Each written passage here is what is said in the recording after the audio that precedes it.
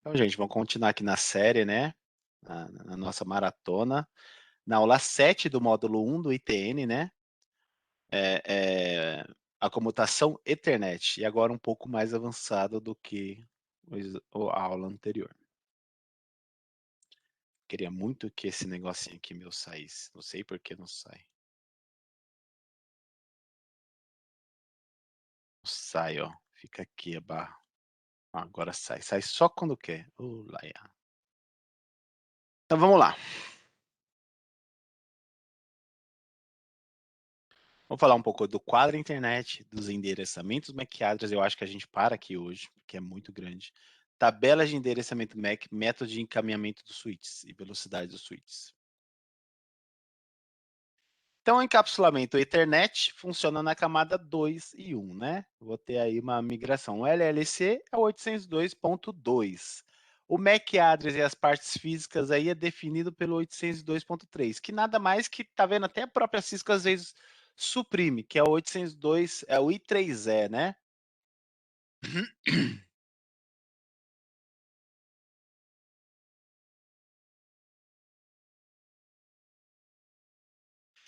Boa! Sabia que a Cisco faz isso? A Cisco só dá voucher se você vai para as aulas de CCNA lá no NetAcad? Boa! Não é mal não, viu?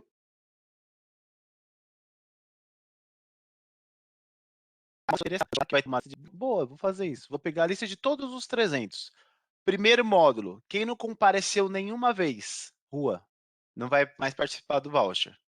Segundo módulo, quem não compareceu nenhuma vez, vai sair de lá. E é isso. Só vai chegar no terceiro módulo mesmo quem quer. Eu acho mais justo. Porque às vezes chega a pessoa do nada no terceiro módulo, que está estudando de uma outra forma, e ó, pega o voucher de vocês que estão acompanhando desde o começo. Justo, gente. Se vocês já acham irregular, já dá um toque. Já faz a limpa, gente. É isso. Eu vou fazer 350 pessoas. Eu recebo 36 labs. 10%. Pensa um professor de faculdade com 100 pessoas inscritas e 10 alunos vai lá estudar. Gente, eu vou fazer isso, infelizmente. É de graça, mas não é de mão beijada. Vocês concordam? Vocês concordam comigo que as provas teóricas e as laboratórios não tá fácil para vocês? Vocês estão suando? Quem está acompanhando tá tendo que ficar até mais tarde, acordar mais cedo, fazer os exercícios na hora do almoço, à noite. Vocês estão tendo que fazer? E os outros que não estão fazendo nada? Ele vai chegar lá no terceiro módulo, eu nem conheço a pessoa, Josefina da Silva, ganhou o módulo. Gente, eu vou fazer isso. Vou fazer uma lista de presença. Quem tá, tá. Quem não compareceu, já está eliminado do voucher. Ela pode entrar, mas está eliminada do voucher. Não compareceu, não entregou prova. Eu vou fazer pela chamada, pela entrega de provas. Eu vou fazer um bate-pronto todinho. Entrega de labs. Não tenho nada dessa pessoa, pode estar aqui no Discord, vai ficar. Mas já sai do voucher, não compete o voucher, não. Eu acho que é verdade. Eu vou valorizar esses 30 mil reais que a gente está recebendo de graça das pessoas e vai ganhar o voucher quem realmente merece. Não só pela nota, mas para quem acompanhou do começo ao fim. Eu acho mais justo. Porque fora meu tempo sendo gasto, porque eu já sei CCNA, eu não estou ganhando nada em troca. Eu não vou fazer as pessoas simplesmente. Quem é essa pessoa que ganha o voucher? Eu não sei. Será que ela vai passar ou não? Será que aquela pessoa que mal fala comigo, um cara da Petrobras que está dando um voucher, nem fala comigo, está dando um voucher, entendeu? Beleza, é isso aí. Tem gente sofrendo aqui, faculdade, trampo e curso. Então, vai ser só para quem merece mesmo. Não só para os melhores, vai ser para quem acompanha também. É isso aí, gente. Vocês me deram uma excelente ideia. Porque todo dia eu vejo 30 pessoas conectadas, 35 pessoas conectadas. Tem 380 pessoas cadastradas no curso.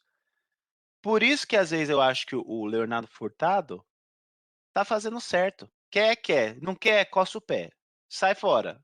Atrapalha, ocupa o espaço de quem tá querendo. É verdade, ó, o curso custa uns 6 mil reais. Faz aí vezes 350 pessoas. Eu não tô chorando não. Tá na hora de eu falar sério, né? Parece um chororô. mas está na hora de eu falar sério. Tem muita gente precisando aqui que quer, tá desde o começo, tá acompanhando. "Ah, professor, não acompanhei, tô com problema de saúde, família, mas eu vou assistir a aula 1 hora. Tô cagando e tô assistindo".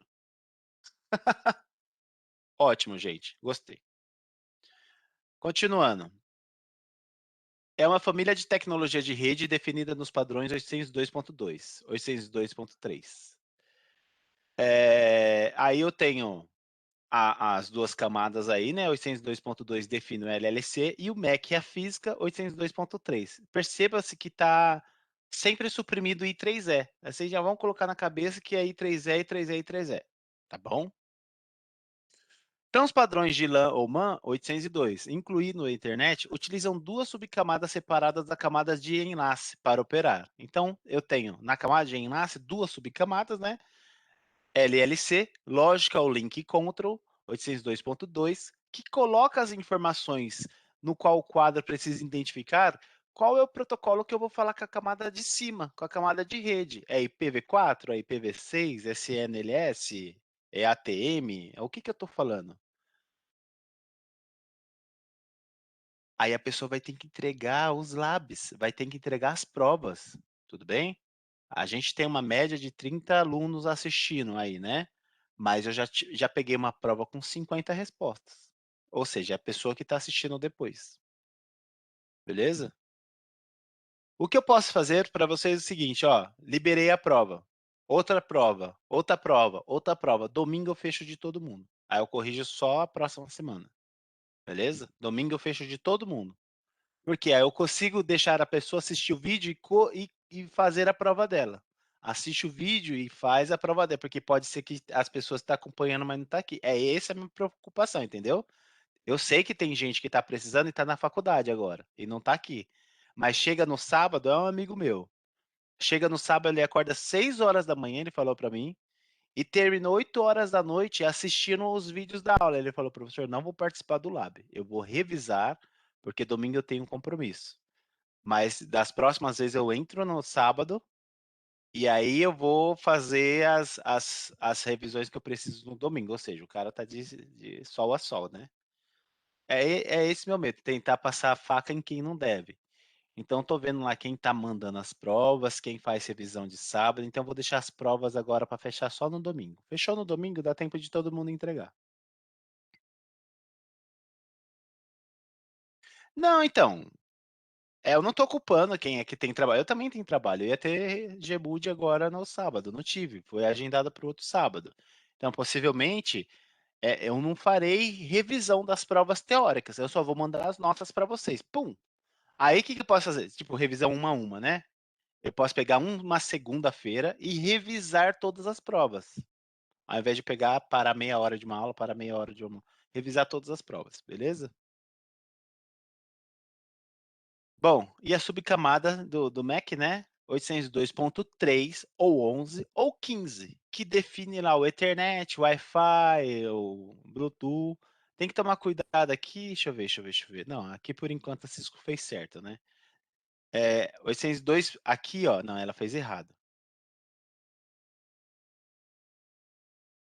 Não, você não vai anotar nada aqui, não, filho. Aqui, ó, cuidado com o PowerPoint, que aqui é 802.2, tá ok? Aqui, ó, é 802 do Ethernet, 802.3. Aqui no slide está errado, tá bom? Só para eu anotar aqui para vocês aqui, ó.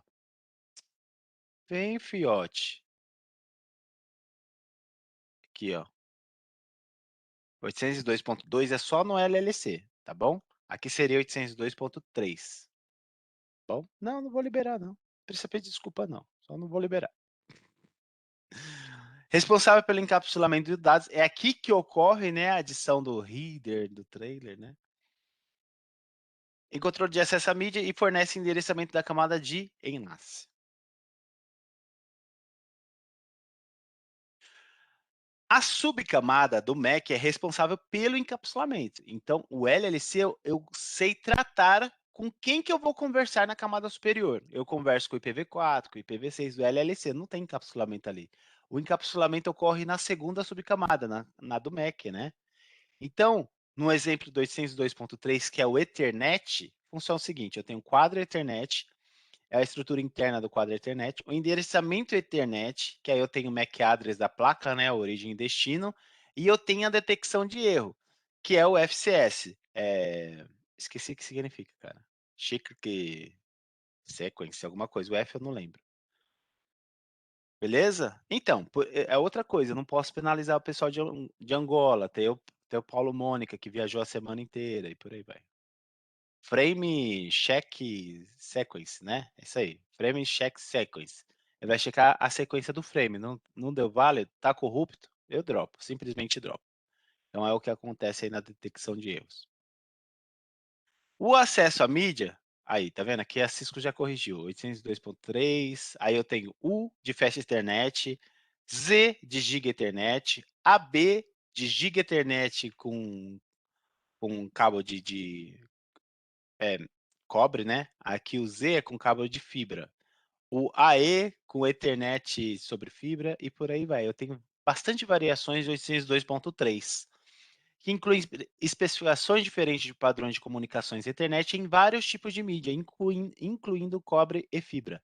Ethernet é herdado uma topologia de barramento, de hubs, né? Lá da frente, barramento. Aí hubs para estender o barramento. E é um tipo de meio compartilhado que é half duplex. Ethernet sobre o meio half duplex utiliza um método baseado de contenção, ou seja, vai controlar quem é que pode acessar o meio. Detecção de múltiplos acessos com colisões, beleza?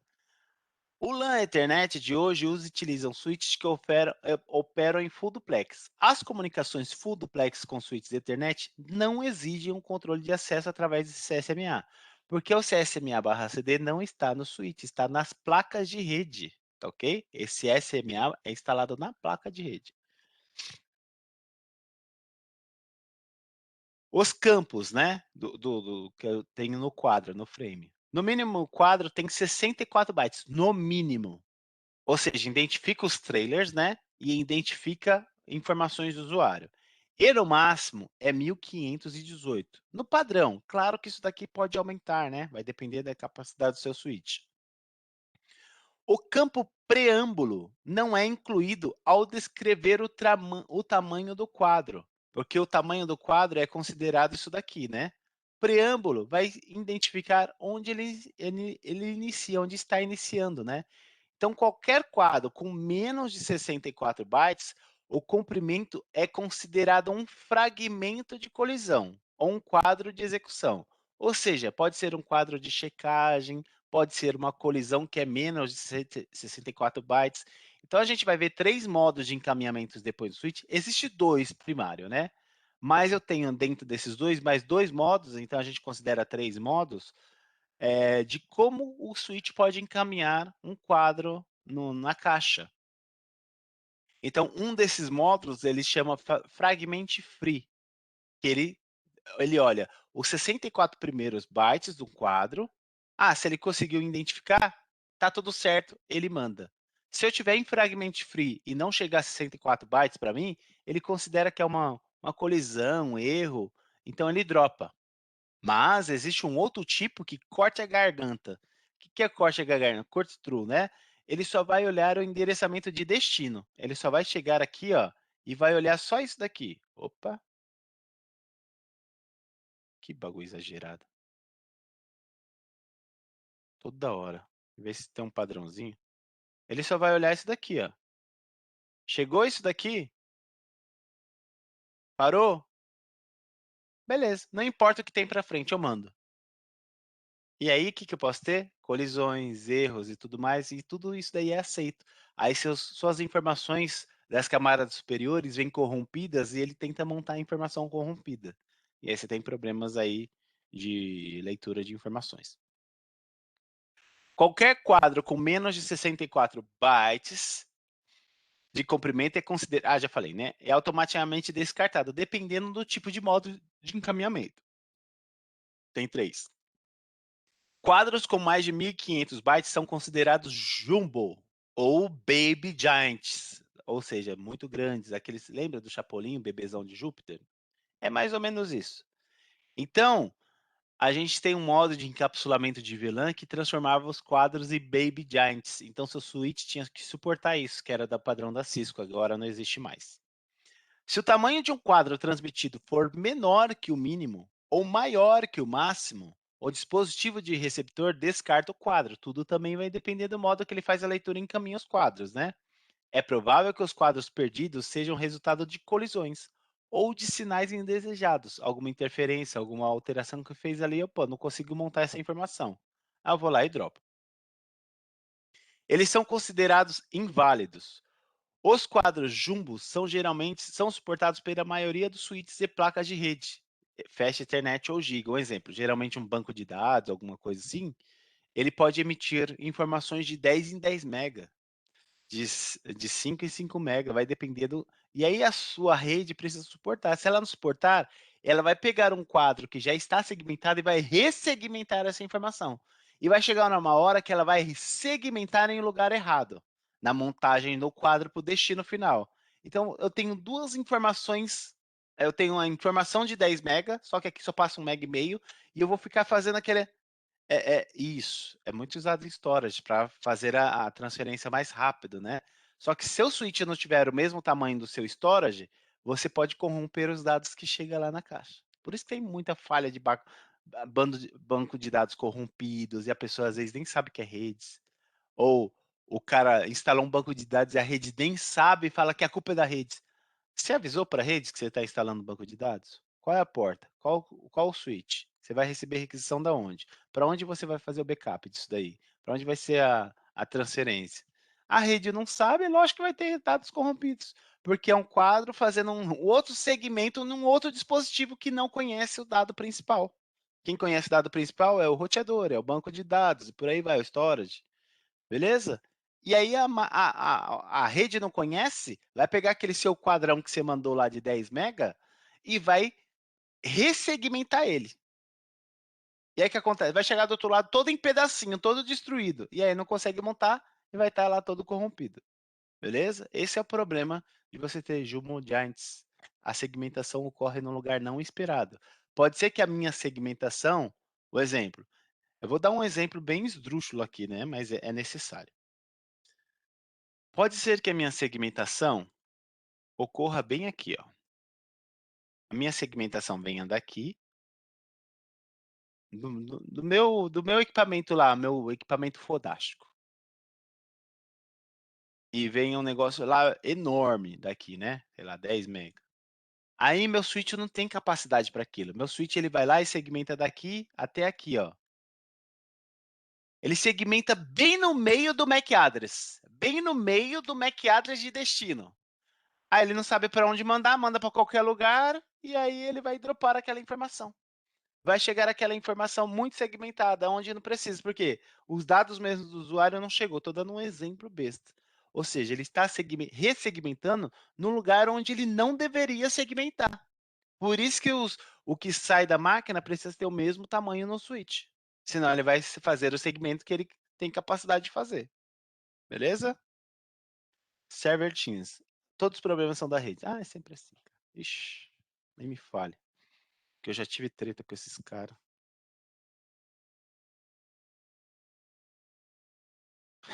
Bom, gente, tranquilo até aqui. Vai ter PAX Trace depois, né? Mas tranquilo até aqui? Beleza. Endereçamento MAC Ethernet. Continuando. O MAC é hexadecimal. A informação dele é hexadecimal. Eu tenho 12 dígitos MAC address, mas eu tenho 48 bits em binário, né? Então, endereçamento MAC address consiste em um valor de 48 bits, expressando um valor de 12 bits, 12 valores hexadecimal, 12 dígitos, né? Dado que 8 bits é 1 byte, é um agrupamento binário comum. Os binários podem ir de 000000 a 1.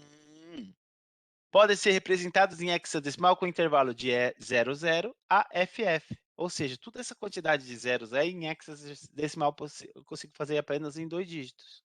8 dígitos binários só em 2 dígitos hexa. Então, cada dígito hexadecimal eu tenho 4 dígitos binários. Falei para vocês lá em conversões, né? Ao usar o hexadecimal, o zero à esquerda sempre exibidos para concluir a representação de 8 bits, né? Por exemplo, o valor binário é 0001010 é representado um hexadecimal 010. Nesse caso, eu preciso representar o zero para, nesse caso, da placa de rede, tá? Um exemplo de Mac. Os números hexadecimal frequentemente são representados pelo valor por 0x na frente. Então, não preciso falar que é um número hexadecimal. Se tiver 0x, eu já sei que é um número hexadecimal. Para distinguir valores decimais e hexadecimal na documentação. O hexadecimal também pode ser representado com um subscript 16 ou um número hexadecimal seguido por um H. 73H depende da plataforma do sistema, nem todos são assim, mas vocês vão ver muito, muito, muito 0x alguma coisa. Atualização de OSPF, assembler, desassembler. A gente viu a troca do registro aí, né? 0x2142, 0x2102, ou seja, esse 0x nada mais que eu falar que é o 2142, mas é em hexadecimal aquilo, beleza?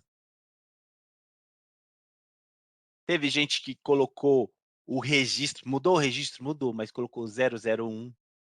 Veio o registro lá para mim, 0x001. Que nota vocês acham que eles tomaram? Escreva que ele tomou. Escreva aí no chat aí. Isso aí. Foi a nota que essa pessoa tomou. Os quadros Mac de Ethernet, né? 0x00. Em uma LAN Ethernet, todos os dispositivos de rede estão conectados na mesma mídia compartilhada, meio, né? No meu tráfego aí, no meu cabo. O Mac endereçável solucionou um método para identificar o dispositivo na camada de dados do modelo OSI. Quem é que está enviando? Não simplesmente envia e acessa o meio elétrico, mas quem é você? Para onde você vai? O endereçamento de MAC Ethernet é o endereçamento de 48 bits, expresso novamente, né? Com um byte, puta, de novo isso daí, né? Então o MAC tem um total de 6 bytes de comprimento. O que está fazendo, amor? Todos os endereçamento MAC deve ser exclusivo. Faz o meme, depois posta pra gente. Todos os endereçamentos MAC devem ser exclusivos, né? Ou da interface Ethernet. Ou seja, isso significa que não existe um outro MAC igual.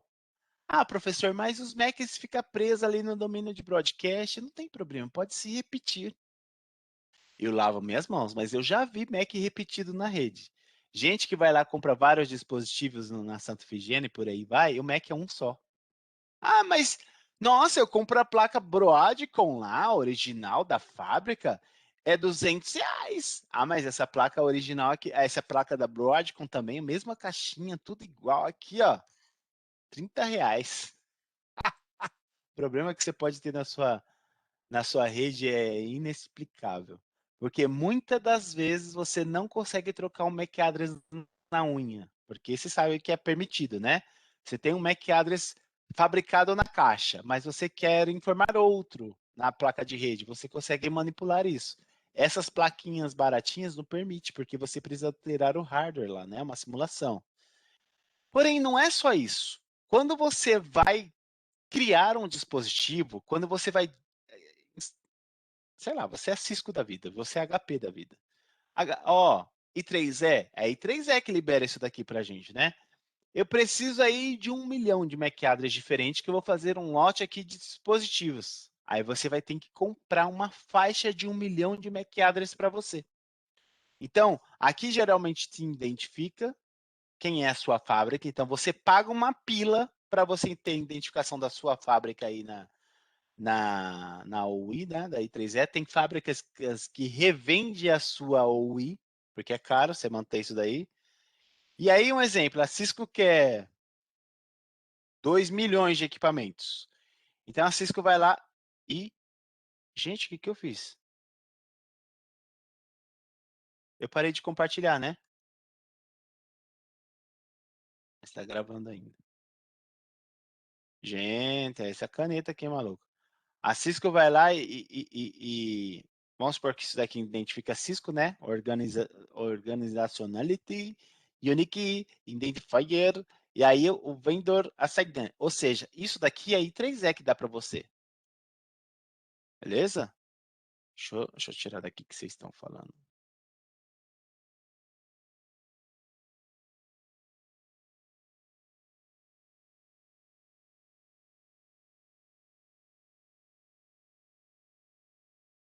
Tá. E aí, isso daqui é a Cisco que define. Vamos supor que ela comprou para 1 milhão de dispositivos e ela vai gastar isso daqui de bit para fazer as definições daquelas placas de MAC address de um telefone que seja, porque você precisa do MAC address para cadastrar o telefone no Call Manager, por aí vai, né? E aí, cara, alguém engraçadinho utiliza a parte da Cisco e aqui, ó, começa a mudar aqui. Porque você sabe que a cada bit que você muda aqui, você vai mudar tudo isso daqui a quantidade de vezes, né? Cada vez que você muda um bit aqui, você muda tudo isso daqui a quantidade de vezes. Vai multiplicando exponencialmente, né? Não só por 2, é elevado a 2. E aí você tem esses problemas de MAC address que eu falei para vocês. Cisco não é só 0016C8, tem vários, né? Você vai ver que esses daqui, ó, 0016C8, tem vários. As empresas podem ter vários conjuntos, né? A empresa pode falar o seguinte, ó, nesse 0016C8, todos os outros 24 bits é tudo meu. Aí, sei lá, você vai ter lá 128 milhões de dispositivos. É tudo meu. Você vai pagar uma nota. Eles têm dinheiro para isso, né? Mas beleza. Aí é a Cisco que organiza na hora de fabricação desses MAC address. Isso daí, esse número é embutido dentro da placa, dentro da ROM lá da placa. Tudo bem? Então, todos os MAC address podem ser exclusivos do dispositivo de internet. Devem ser, né? Para garantir isso, todos os fornecedores que vendem dispositivo de internet devem se registrar no I3E e obter um código hexadecimal de 6 dígitos. Esse código, esse OUI, identifica fabricante, ou seja, 24 bits ou 3 bytes. Mais um pouquinho a gente teria a mesma quantidade de endereçamento IP, ou seja, 4 bilhões de dispositivos, né? É muita coisa. Então, 24 bytes dá equipamento pra caramba.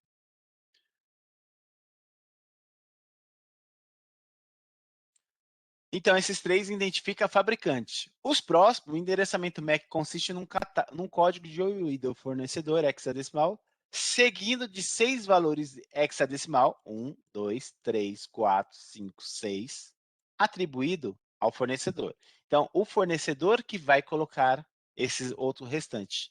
Beleza? É o fornecedor. Quem é? A Cisco. A Cisco comprou o OUI para identificar a fábrica dela. Na hora que ela está fabricando, ou ela passa uma outra empresa a fabricar, ela fala, olha, você vai utilizar esse como prefixo e o sufixo você vai variar aí de um em um. Vai variando aí de um em um, e é o que você pode fazer. Beleza? Tem várias para identificar vendedores. Geralmente a gente usa isso para fazer scan na rede, se tem TP-Link na rede, por aí vai, se alguém está colocando dispositivo que não é permitido. O WISE também utiliza esse tipo de coisa para identificar se pode um Apple entrar, ou se pode um Huawei entrar na rede, por aí vai.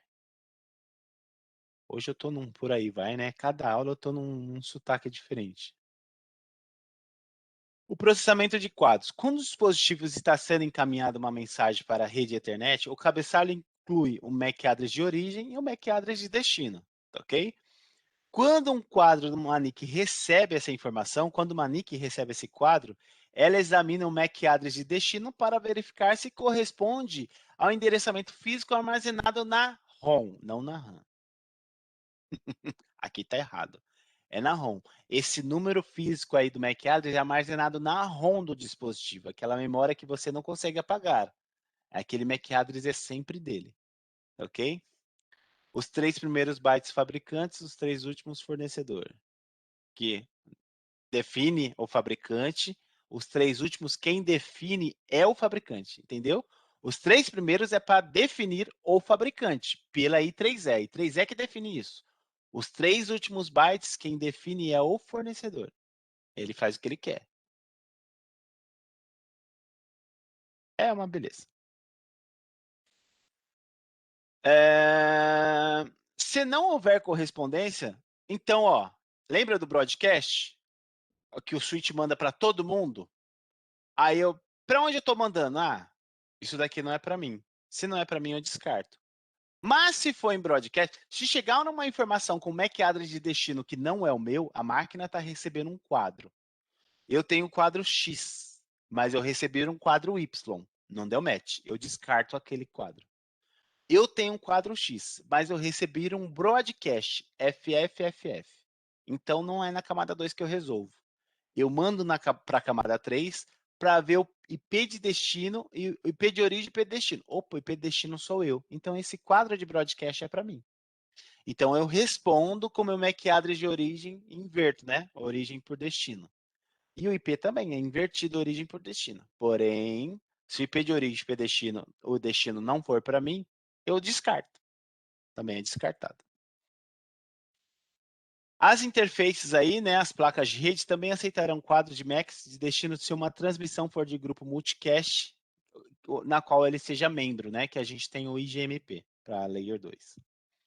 Qualquer dispositivo que seja origem ou destino em um quadro Ethernet terá uma placa, né? Portanto, usa endereçamento MAC address. Então, tanto origem e destino tem que ter uma placa no mesmo padrão, quando você vai mandar no acesso ao e-mail. Se você manda um e-mail que é um padrão Ethernet, a sua placa tem que ser Ethernet e a placa de recepção também tem que ter Ethernet. Senão, eles não vão conseguir se comunicar, não vai conseguir fazer a demodulação daquela informação. Isso inclui estações de trabalho, servidores, impressoras. Então, se você colocar no meio do caminho, né? No meio do bonde tinha um boi. Você coloca aí a Ethernet. Por acaso alguém colocou uma placa Token Ring, Apple tal, que não vai funcionar. Os quadros Mac de Mac de unicast. Então a gente tem de um para um. Eu sei para onde eu vou mandar, né? Mac de destino e Mac de origem. Eu sei para onde eu vou mandar aquela informação. Dentro daquela informação, dentro do meu frame, né? Eu ainda tenho IP de origem, IP de destino, os dados do usuário e o trailer da camada 2. Ok? Isso daqui é as camadas superiores, 4, 5 e 6. E aqui, você quer, Fê? Tá. Vaza e fecha a porta. Celular. E aqui os dados da camada 3 e os dados da camada 2. Beleza? O endereçamento MAC de unicast é o endereçamento usado exclusivo em um quadro enviado de um único dispositivo de transmissão para o outro único dispositivo de recepção. Não, a minha filha não é amiga da Letícia. Para ela terminar uma comida, a gente tem que bater nela. Já começa a comer, começa a cantar música, teatro, da cambalhota, a música tá lá esfriando. O processo que um host de origem usa para determinar o MAC address de destino é associado ao endereçamento PV4, ou seja, né, quando eu não sei o MAC address de destino, eu preciso fazer essas associações. Essa associação ocorre com o ARP. É o ARP que me ajuda. Dentro do ARP, ajuda a identificar qual endereçamento MAC address de destino. Beleza? Então, no IPv4 tem o ARP, Address Resolution Protocol. O processo que o host de origem usa para determinar o MAC address de destino associado ao IPv6, o ARP de lá é chamado de ND, Neighbor Discovery, ok? Neighbor Discovery Discovery. Outra traduçãozinha. Ah, juro que a partir de amanhã os PowerPoint em inglês. O endereçamento MAC de origem sempre deve ser um unicast, sempre. Não tem como o meu MAC address eu mandar uma informação com MAC address desconhecido. Eu tenho que mandar sempre no formato de um. Eu nunca mando em, eu sou vários, eu sou vários. Eu sou, não vou falar não, senão, deixa pra lá. Endereçamentos MAC de broadcast. Quando um quadro de transmissão internet é recebido e processado por cada dispositivo de LAN internet. Os recursos de transmissão à internet são os seguintes. Possui endereçamento MAC de destino FF, FF, FF, FF, FF, FF, em hexadecimal, 48 bits em binário, né? é inundada para todas as portas do switch Ethernet, exceto para a porta que ele recebeu. Eu recebi aquela informação e eu não mando de volta para ela, né? Split horizon. Ó, linha do horizonte. Eu estou olhando assim, ó. Eu não volto a olhar para essa montanha. Eu tenho que continuar olhando para lá. É isso que o switch faz. Ele recebe a informação e continua mandando para frente. Ele não manda para a interface que ele recebeu. Já o roteador, o hub, né? Fica assim, ó. Para todo lado, para todo lado, para todo lado. Não importa de onde eu recebi, vamos mandar para todo lado. É louquinho, né? Ele não pensa, né? Mas manda para todo qualquer lado. Se os dados encapsulados forem um pacote de transmissão IPv4, isso significa que o pacote contém endereçamento IPv4 de destino, que possui os zooms da parte de host lá específico, que a gente sempre vai fazer uma requisição, a gente manda para algum host destino específico. A gente já procura fazer uma mensagem unicast por padrão, né? Vou explicar para vocês broadcast de layer 3, mas não vem ao caso agora, tá cedo. Essa numeração no endereço significa que todos os hosts naquela rede local dominam de broadcast. Ou seja, vem tudo um ali para o F, tem que mandar para todo mundo. Ou seja, é um broadcast, é um domínio de broadcast de layer 2. Receberão e processarão aquela informação, ok? Então, vai todo mundo receber o broadcast de layer 2, que é o FFFF, e eu preciso processar o pacote, porque o destino é todo mundo. E não é pelo destino FFF que eu vou processar se é meu ou não. Só processo se é meu na hora se o MAC address de destino for eu. Mas como não é eu, é um broadcast, eu preciso subir para a camada de rede, que lá é um pacote, e lá eu preciso processar o pacote. Então, essa frase aí, processarão o pacote, está certa, beleza? Então, ó, MAC address de destino, né? Como é que fica? Ó? FFFF.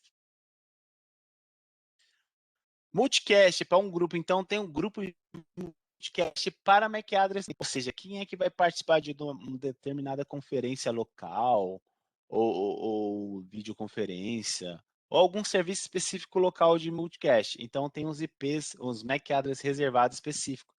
Então, o quadro de multicast Ethernet é recebido e processado por um grupo de dispositivos. Desculpa, gente.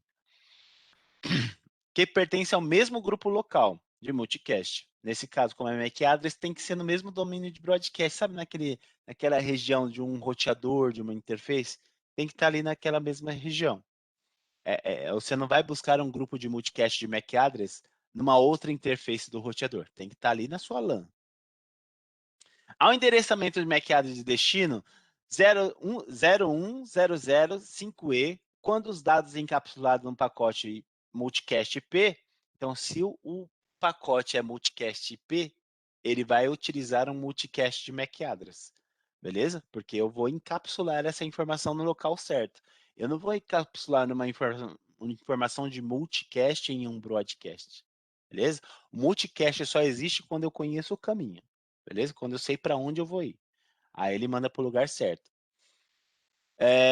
Eu destino 3333, né? Cadê? Destino. Só quem está naquele destino. Então você entra num grupo de multicast 3333 no final. Só que o seu grupo, né, principal aí é 01005E para identificar que é um multicast. Há outros endereçamentos de MAC de destino de multicast reservado quando os protocolos, quando não tem pacotes IPs, ou seja, quando não é serviço do usuário, é serviço de LAN, é serviço de switch. No caso, o STP. O STP ele também tem um grupo de multicast para identificar os switches. Quem que é o root, quem é que vai bloquear a porta. Então, essas mensagens de BPDU é informada dentro de multicast. Ok? Não, BPDU é uma coisa, multicast é outra. Mas a informação da LAN aí, dentro do STP é informada dentro desse MAC address de multicast. Inundadas em todas as portas do switch da internet, exceto para a porta de entrada. Continua a mesma coisa, né?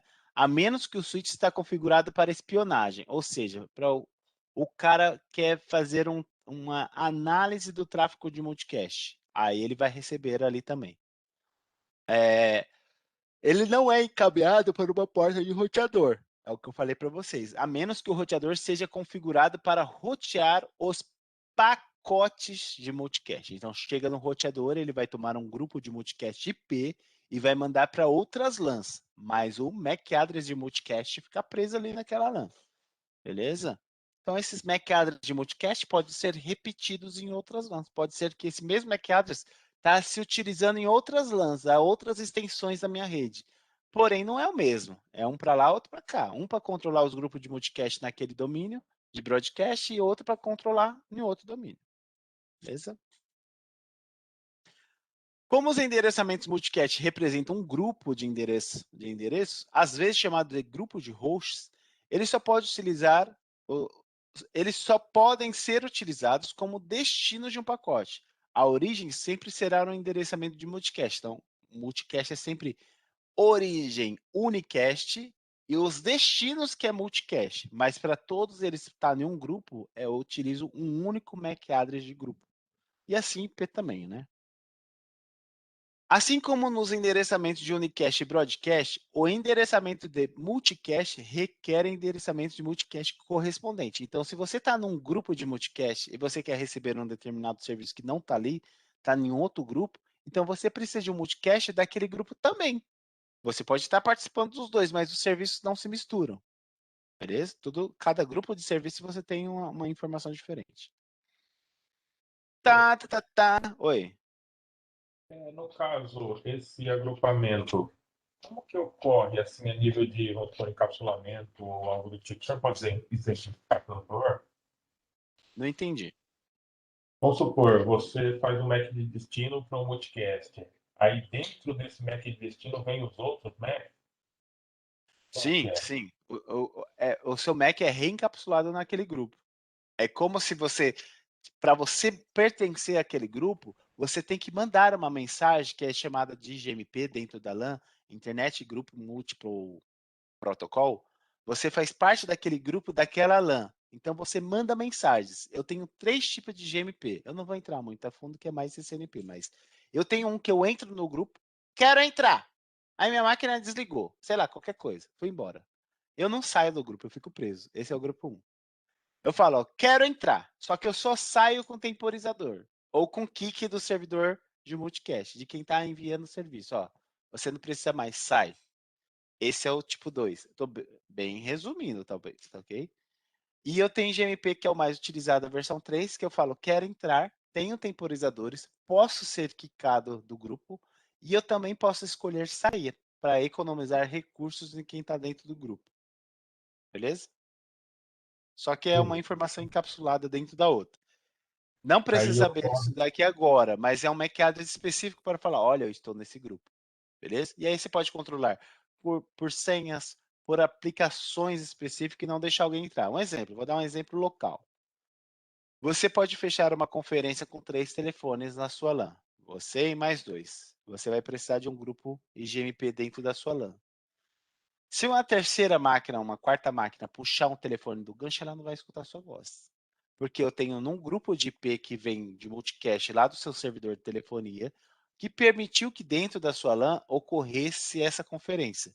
E eu vou utilizar um IGMP para aquele, um IGMP aleatório, né? Um grupo de multicast, eu tenho um sufixo específico, eu tenho um prefixo específico de multicast e um sufixo aleatório, que é escolhido ali para aquela LAN. Então, enquanto você estiver conversando, o grupo de multicast existe. Quando a conferência acabar, você tentar procurar aquele grupo de multicast, não existe mais. Porque é um multicast automático, é um multicast dinâmico, né? Eu posso ter multicast estático, que é no caso de STP, que não envolve hosts, envolve só os dispositivos para conversar entre eles. Tudo bem? Beleza, obrigado. Mais ou Júlio, menos, né? Oi, oi. tira uma dúvida aqui rapidinho. Eu tenho Diga. dois dispositivos com o mesmo IP, só com MAC diferente. Os dois são ingressados na rede ao mesmo tempo. Qual vai ser o que vai ter mais prioridade de menor MAC, o menor valor, quer dizer? Eu tô tentando entender a sua pergunta. Quem é Deixa que vai eu- se comunicar na rede? não, deixa eu te explicar. Tipo assim, eu tô com dois dispositivos com o mesmo IP configurado, Ótimo, correto? vai dar conflito nos Beleza, dois. isso, vai dar conflito de IP. Mas, tipo assim, dá conflito de IP, mas eu já ouvi e já li também em alguns lugares que ele daria preferência para o menor valor de MAC. Isso seria verdade ou isso é fato? Ou esse é mito, assim? Nunca ouvi Estranho, né? falar isso na minha vida. Tem do STP. A gente vai ver eleições de STP. Ah, sim. Eu tenho Sim. prioridade no STP e eu tenho MAC address quando a prioridade empata. Lá é o menor MAC address. Lá sim. Ah, Agora, entendi. entre máquinas, não. Entendi. Beleza, valeu. A gente vai chegar lá. Não, Show. não sofra por precipitação. Isso aí. Então, um switch Ethernet, fundamentos do switch, né? Um switch Ethernet de camada 2 usa MAC address de camada 2. É muita repetição da mesma informação, né? Para tomar decisões de encaminhamento. Desconhece completamente os dados do protocolo. De cima, eu não sei o que está acontecendo, porque MAC está lá naquela. Lembra do enlace de duas subcamadas? O MAC está lá naquela primeira subcamada. Eu nem sei se eu estou transmitindo IPv4, IPv6, que estão sendo transportados nas partes dos dados do quadro para cima, né? Como um pacote IPv4, uma mensagem ARP, um Network Discovery e por aí vai. IPv6. O switch toma decisões de encaminhamento com base apenas no MAC address, no MAC da Ethernet 2, só isso. Não olha mais nada. O switch de Layer 2 não sabe o que está rolando, bicho. Eu preciso dos protocolos acima trabalhando, funcionando. O switch examina a tabela de MAC address para tomar uma decisão de encaminhamento do quadro.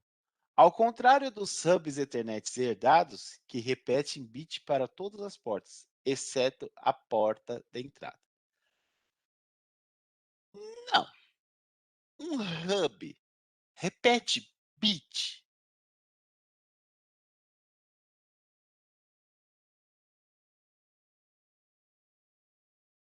É uma pergunta.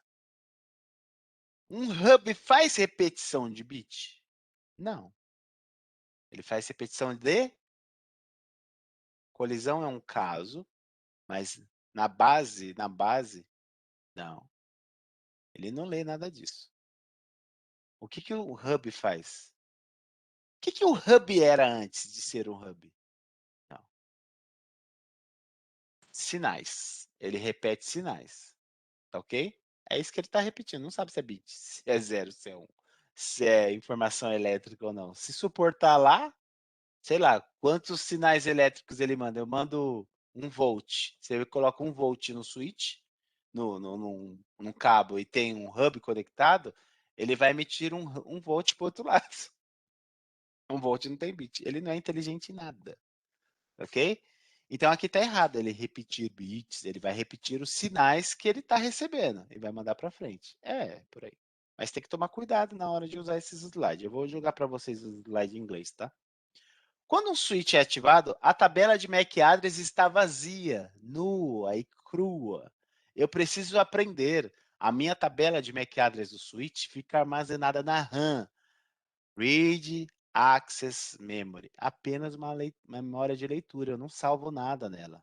É show running também, o switch também tem uma show running, mas a tabela de MAC address fica na RAM, assim como as configurações ativas do equipamento e a iOS também fica ativa e várias outras coisas ficam na memória RAM, né? Por exemplo, a tabela de roteamento fica na memória RAM. Quando você reinicia o roteador, some tudo e volta, depois tem que reaprender. A tabela de endereçamento MAC às vezes é chamada de tabela de memória endereçável de conteúdo. Você pode chamar assim, CAN, ok? Content Address Memory. A tabela de MAC é a mesma coisa que isso daí. E aí a gente tem TCAN, que é Ternary Content Address Memory, que você vai armazenar endereçamento IP e por aí vai. Gengis Khan. Deixa eu ver aqui quantos candangos tem. 45. Isso mesmo, pessoal. Não me meta vergonha, não. Bastante gente. Deixa eu ver os vagabundos que estão. Opa, deixa eu ver os alunos estudiosos que estão aqui. Se o endereçamento MAC de origem existir na tabela, mas em uma porta diferente, o switch trará isso como uma nova entrada. Então não se esqueça que o switch não apaga. O switch ele adiciona. Então, o que acontece, gente? Se você tem um MAC address A, está prendendo numa porta 1 do switch, e do nada o switch aprende esse mesmo MAC address numa porta 2. O MAC address está aprendendo na porta, o MAC address A está sendo aprendido na porta 1 e na porta 2. O que o switch vai fazer? Vai apagar o MAC address da porta 1? Ah, aprendi uma nova entrada aqui. Então, só minha véia. Não. Tem um negócio chamado MAC aging, que geralmente isso daí concilia com ARP para outros protocolos, outros switches e tudo mais. Mas o MAC aging é 5 minutos ou 300 segundos. Então, você vai ter as duas entradas lá, da porta 1 e da porta 2, só que o switch vai começar a dar mensagem de log, de alertas aí para você, que é MAC flapping. Isso é o começo de um loop de layer 2. Flap de MAC. Um loop de layer 3, você pode até ter vários dados trafegando aí, mas ele só pode dar 256 loops, porque eu tenho um TTL, a cada loop eu vou lá e reduzo um tempo de vida, né? Time to live. Só que se eu pegar um loop de MAC address, eu não tenho tempo de vida. Ele fica girando. O problema é que, dependendo da sua topologia, se for triangular, um exemplo, um MAC address pode ir por um lado e pelo outro ao mesmo tempo. Lembra aquela brincadeira que os mais velhos falavam, ó, rola um dedo para um lado e rola o dedo para o outro lado, ao mesmo tempo assim, ó. Então, o seu MAC address pode estar indo tá fazendo um fluxo 2 vezes ao mesmo tempo, para um lado e para o outro, tá reaprendendo. Isso, ele vai consumindo memória, ele estoura, vira um hub, e aí ele começa a mandar para tudo qualquer interface, aí piora a situação quando seu switch vira um hub, porque ele parou de controlar a tabela de MAC address, que estourou a memória dele de MAC address. E aí vai chegar uma hora que vai estourar o throughput, vai estourar o CPU da caixa. Quando estoura o CPU, ele trava. Aí sua rede vai pro saco. Beleza? Como resolver isso? Veremos. STP é uma forma de resolver isso. Não deixar entrar TP-Link na sua rede. Fazer a conectorização dos telefones correto. O que a gente geralmente vê é uma mesa com 2 interfaces e um telefone. Aí vem um neguinho aqui, ó, coloca um cabo numa interface do telefone e vem um outro neguinho aqui, ó, e coloca o outro cabo na interface do telefone. O telefone é um hub. Ó. Professor, Ok? semana passada teve um caso lá na empresa. Foi o seguinte, o pessoal lá da empresa foi mudar as mesas de posições. Aí, assim, nesse caso, eles estavam trocando os computadores. Aí, o que foi que eles fizeram? Eles desconectaram o cabo de rede e conectaram no switch. Então, ficou um cabo, as duas portas do cabo no mesmo switch. Aí, Ah, depois já eles vi. reclamaram. Tipo como um jumper, assim, ó. Isso, aí reclamar que tava sem internet. Aí todo mundo lá na sala de TI, não, mas tá com internet. Não, mas aqui eu tô sem acesso, como é que vai fazer? Aí depois o nosso responsável, né, o gerente lá, foi lá, verificou que tinha esse jump no caso lá. O pessoal fez. É, uma bosta. Então você pode fazer também um exemplo. O cara tá com TP-Link, faz o mesmo. Ah, vou levar a TP-Link para destruir aqui, porque já que eles não trazem porta aqui, então você acaba conectando 2 cabos de rede. Ah, vou fazer um port channel. Aí, ó o loop rolando lá. Gente, desculpa ter falado neguinho branco. É o vício de linguagem, viu? Não é racismo, não. Minha avó é negra. Tá bom, gente? Fica assim, não. Vou postar minha avó lá no LinkedIn para vocês. Pelo amor de Deus, minha mãe é baiana. É vício de linguagem. Eu tenho vício de falar esse tipo de coisa. Bom, já falei, né? Então ele vai adicionando essa entrada. Para outra, se não existir mais, ele só tira depois de 5 minutos. Não, tudo bem, porque vai saber, né? Às vezes alguém levanta esse tipo de assunto. Ah, é verdade, eu não tinha pensado, o professor é racista. Pelo amor de Deus, não vamos fugir do CCNA, não. Tá bom? Localizar o endereçamento MAC do destino, ou seja, encaminhar. Então, o switch vai fazer um VC dentro do equipamento. O que é um VC? Virtual Connection. Eu sei o MAC address de origem e qual que é o destino. Quando eu não sei, broadcast. Mas quando eu sei, o que eu faço? É como se existisse uma telefonista lá dentro do switch.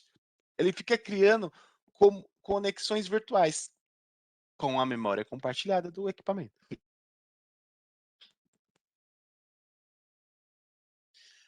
Se o endereçamento MAC de destino for unicache, o comutador irá procurar a correspondência da tabela do MAC address de destino do quadro em sua tabela de MAC address. Se o endereçamento MAC de destino estiver na tabela, ele encaminha o quadro pela porta específica. Eu falei isso para vocês lá. Agora está bem detalhado aqui. Seu MAC address de destino, por mais que seja em unicache, não veio da máquina como broadcast. A máquina sabe a origem e sabe o destino, mas por acaso aquele switch pode ter reiniciado, ok? E a máquina armazena 5 minutos, mas o switch reinicia em 3 minutos. Então o switch vai entrar sem tabela de MAC address, vai estar o MAC address de destino, o switch não conhece. Então, se o endereçamento MAC de destino não estiver na tabela do switch, o switch vai encaminhar aquele quadro por todas as portas, exceto a entrada. Isso é chamado unicache desconhecido. Então, é um semi-broadcast. Ele vai pegar aquele seu unicache que a sua máquina está mandando, origem e destino, e vai copiar aquele quadro, vai fazer um flooding para todas as interfaces. Alguém vai ter que responder e vai encaminhar para aquela máquina. Na resposta, porque o switch só aprende MAC address de origem. Na resposta, aquele MAC address vai estar invertido o frame, né? Origem e destino vai estar invertido. Então, pega o MAC address de origem e coloca na tabela. A próxima comunicação não tem mais flooding. A próxima conexão é unicache, é Virtual Connection, beleza? Então, para ter esse VC dentro do switch, eu preciso ter o MAC address de origem daquela informação na minha tabela e o MAC address de destino precisa já existir na minha tabela também. Porém, a tabela de MAC address só é aprendida com MAC address de origem. A informação precisa estar entrando para eu ler o MAC address de origem. O MAC address de destino, o switch caga para fazer aprendizado, mas o switch usa para fazer encaminhamento. Beleza?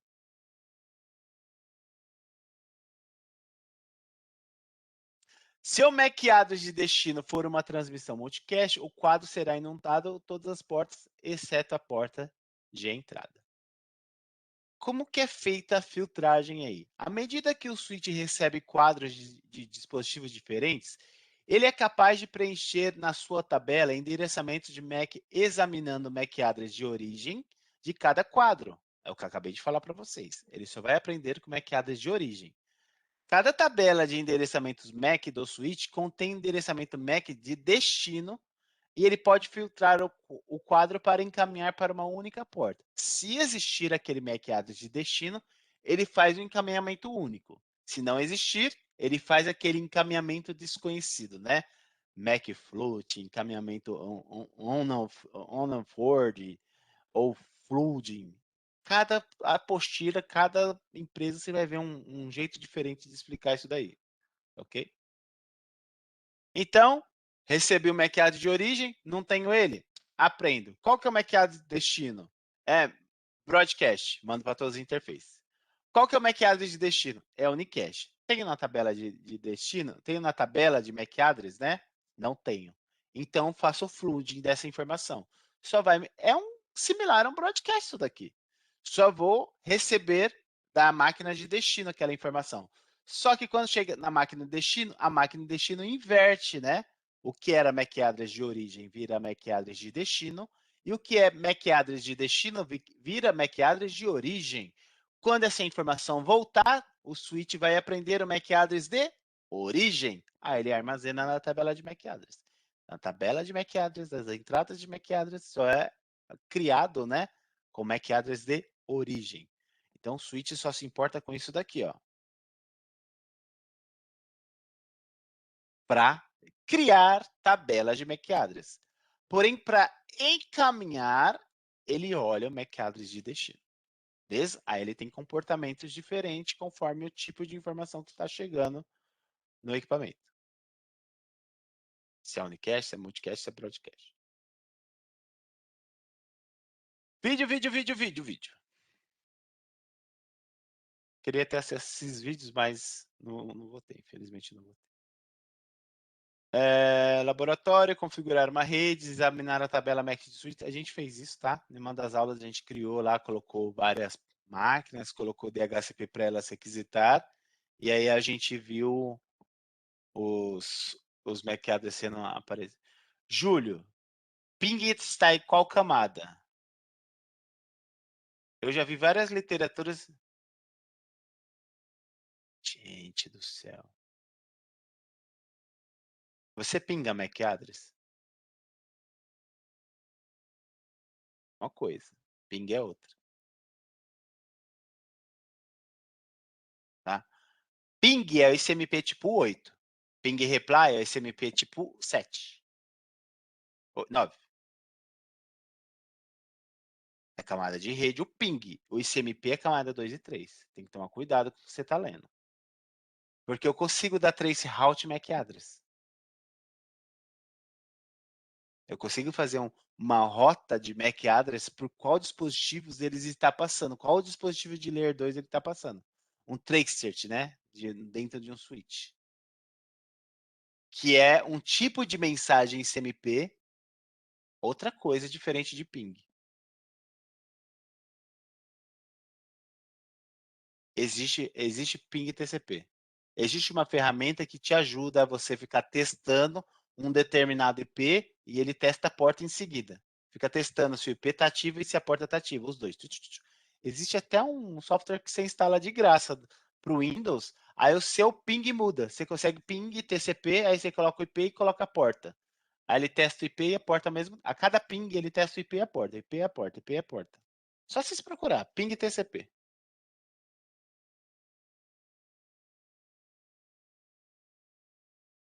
Beleza? Tá respondido? Cuidado com as literaturas, viu? Cuidado com a sobrecarga que vocês estão gerando em vocês. Que tipo de nível eu tô? Vocês têm que saber o nível que vocês estão. Qual é o meu nível? Nível X. Então, vou ler um nível acima. Quero aprender CCNA. Ah, vou pegar o livro de CCIE. Vocês vão ficar perdidos. Beleza? Velocidade de comutadores e métodos de encaminhamento. Método de encaminhamento de quadro no switch da Cisco. Como é que a Cisco faz? Bom, tá em português, eu vou tentar colocar em inglês algumas coisas, tá? Os switches usam os seguintes métodos de encaminhamento para switching, comutação. Como que um quadro que chega numa interface ou vai embora de uma interface, ele pode ser tratado num switch. Beleza? É isso. Então, eu tenho a comutação de armazenamento e encaminhamento. Na prova, vocês vão ver isso como store and forward. Armazena e encaminha, ok? Esse é o método ou modo default do switch Cisco. O que é isso? O que isso daqui faz? Ele vai pegar lá do preâmbulo até o fim do trailer, vai armazenar tudo na interface e vai ler bit a bit. Tudo certo. Encaminho. Ou seja, estou armazenando toda aquela informação para leitura, leio, encaminho. Esse é o método default, ok?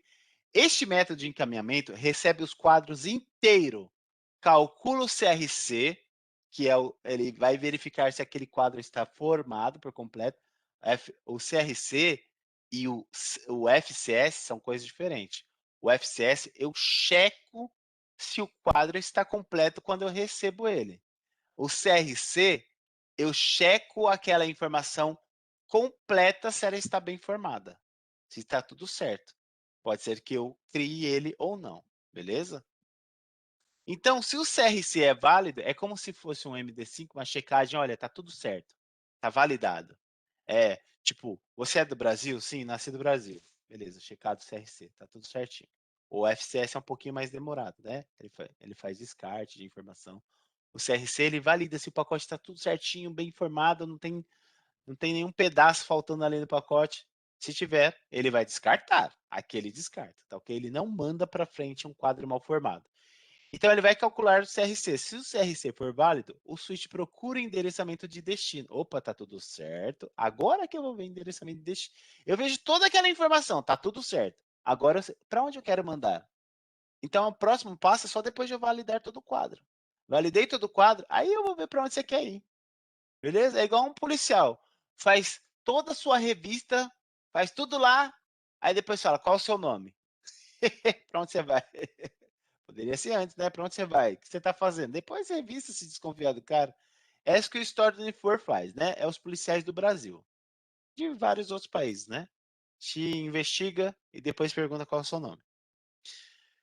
Em seguida, o quadro é encaminhado para a porta correta, né? A comutação de corte é cut-through. Dentro desse cara aqui, né, eu tenho duas variações, o próprio cut-through e o fragment free. Eu vou mostrar para vocês. Esse método de encaminhamento de quadros encaminha o quadro antes de ele ser totalmente recebido. Se eu já tenho a informação que eu preciso, geralmente é o MAC address de destino, eu posso encaminhar, só que eu posso ler um pouquinho mais do que isso. Aí eu faço encaminhamento. Eu não preciso ler todo ele, até o final do preâmbulo. Até o final do trailer, né? Preâmbulo está lá no começo. Pelo menos o endereçamento de MAC address de destino deve ser lido para que ele pode ser encaminhado. Aí começa, né? Ai, que boniteza! Minha rede fica mais rápida? Sua rede fica mais rápida. E seus dados? Fica uma bosta. Tem que tomar muito cuidado com isso, né? Então, uma grande vantagem de troca de armazenamento, de store and for, é que ele determina se o quadro tem erros antes de propagar esse quadro. Quando um quadro de erro é detectado, quando um erro é detectado em um quadro, o switch descarta, beleza? O descarte do quadro reduz o consumo de largura de banda de dados corrompidos. Então, eu não vou ficar mandando para o meu destino lá, né? Só que eu vou aumentar o tempo para aquele quadro chegar lá, porque eu preciso ler quadro a quadro, informação por informação, beleza? Então, eu aumento o tempo para enviar, só que eu envio os dados corretamente para o meu destino. Então, meu destino não fica perguntando de novo, olha, faltou a informação tal, manda de novo. Faltou a informação tal, manda de novo. Pelo esse método no switch, eu evito que o meu destino fique solicitando novas larguras de banda, né? Fazendo novas requisições de uma informação que eu estou descartando, se a informação está sendo mal formada toda hora. Porém, esse é um método, assim, default, mais usual. Mas vamos ver outras coisas, porque tem outras empresas que utilizam outro. Rafael, vou parar aqui, tá? Vou ler aqui o que você quer. Professor, mas se eu ping dentro da própria VLAN, algo ainda dentro da LAN, o switch usa a tabela de MAC address para entregar o frame ao host. Faria sentido você dizer que pingou via MAC? Não, você pingou IP. Ping. Quando você dá ping, o que você tem que colocar depois?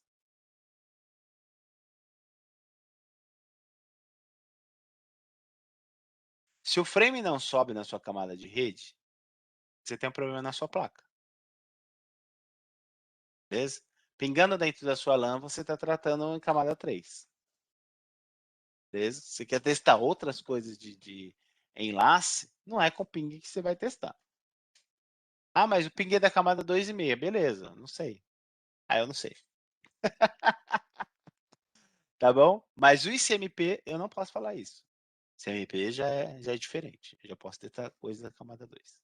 O ping é a camada 3. O que significa ping?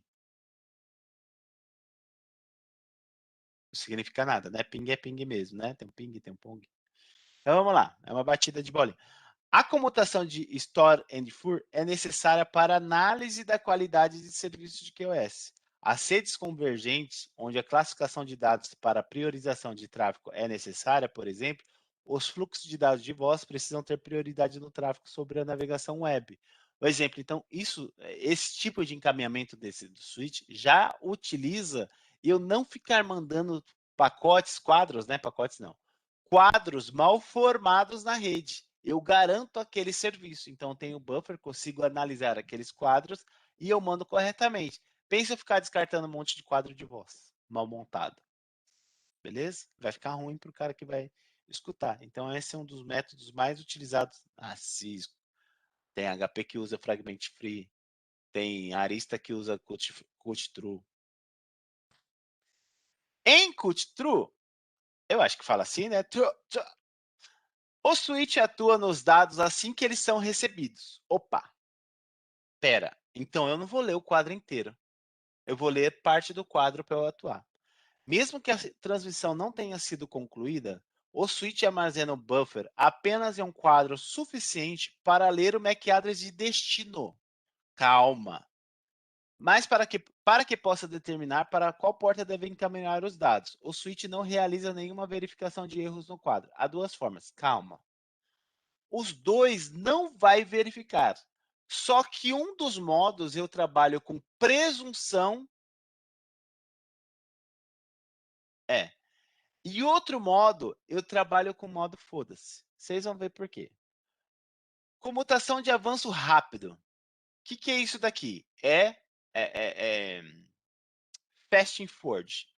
Modo cut through, eu tenho fragment free e eu tenho o fast forward, ok?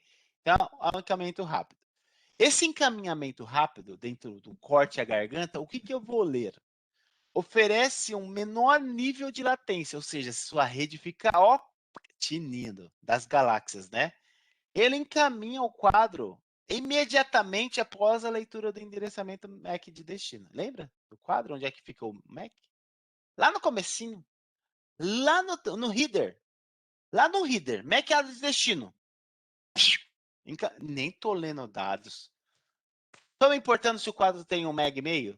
Toma importando se o quadro tem 10 megas, se é Baby Giant, se é, sei lá, tá mal, se o CRC foi verificado corretamente. Eu li o MAC address de destino, ó. Pau no gato, sai daqui. Pra onde você vai? Sabe aqueles caras, como é que eu vou explicar? De porta de baile que quer ser demitido, que tem que controlar quem vai entrar, que é festa VIP. Quem é você? Ah, você é VIP, entra ali. Ah, pra onde você vai? Eu vim pra festa, entra aí. Aí entra um mendigo, pra onde você vai? Eu vim pra festa, entra aí. Aí entra a véia que veio bater na filha, que tá até mais tarde lá. Pra onde você vai? Eu vim buscar minha filha, entra aí. Tá nem aí, bicho. Tem filtro nenhum. Aí, entra aí. Igual no bar, né? Quero tomar um café, um copo, você nem pergunta se tá limpo, né? Toma aí. É mais ou menos isso que o Fragment Free faz. Ele pega o MAC address de destino e manda. Ele não lê mais nada. Porém, fora eu te dar o benefício da velocidade, será que só velocidade é bom?